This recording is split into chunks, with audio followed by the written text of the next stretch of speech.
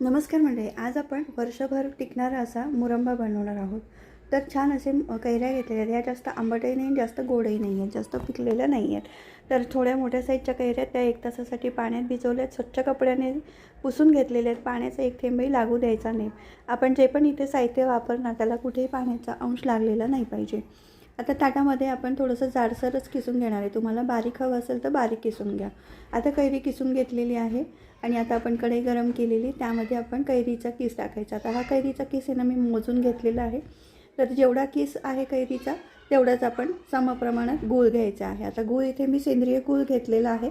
तुम्ही साखर वापरून साखर आंबासुद्धा वापरू शकतात. आपण इथे गुळ आंबा बनवत आहोत. तर इथे आता आपण कैरी टाकलेली आहे, त्यामध्ये आपण हा सेंद्रिय गूळ बारीक चिरून टाकायचा, जेणेकरून तो लवकर वितळेल आणि त्याचा पाकही लवकर तयार होईल आणि कैरीसुद्धा लवकर शिजून येईल. तर आता आपण हे तुम्ही काय करू शकतात, हे जास्त वेळ गॅस न चालवता तुम्ही इथे कैरीमध्ये गूळ टाकून ठेवायचा अर्धा 1 तास आणि नंतर मग शिजवायला ठेवलं तरी चालतं. तर आता इथे आपण छान शिजवून घ्यायचं आहे, छान रट असं छान शिजू द्यायचं आहे. तर त्यामध्ये आपण आता काही जिन्नस टाकायचे. 7-8 वेलच्या बारीक कुटून घेतल्यात, त्यामध्ये 7-8 आपण लवंग टाकल्यात आणि 1 इंच दालचिनी टाकलेली आणि चवीपुरता 1 टीस्पून मीठ टाकलेलं आहे.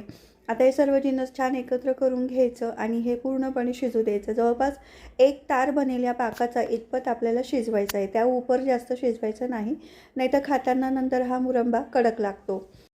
हा मुरंबा म्हणजेच गुळांबा खूप छान शिजू द्यायचा, नाहीतर जर कच्चा राहिला ना पाक तर वर्षभर टिकणार नाही, याला लवकर बुरशील.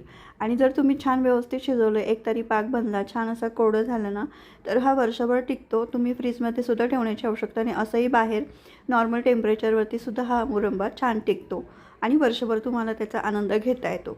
तुम्हाला जर लवंग दालचिनी असे पदार्थ त्यामध्ये नको असेल, चव नको असेल, तर तुम्ही स्किप करू शकतात. आणि इथे आपण वेलची पूड टाकलेली आहे, तीसुद्धा तुम्ही नाही टाकली तरी काही हरकत नाही. आपल्या चवीनुसार तुम्ही त्यामध्ये जिन्नस टाकू शकतात. हा गुळांबा साठवताना एका मोठ्या बरणीत भरायचा आणि रोज जेवणासाठी थोड्या छोट्या बरणीमध्ये काढून घ्यायचा, जेणेकरून त्याच्यामध्ये ओले हात जात नाही. तर म्हणजे तुम्हीसुद्धा असा गुळांबा बनवून पहा आणि आवडल्यास लाईक शेअर सबस्क्राईब नक्की करा.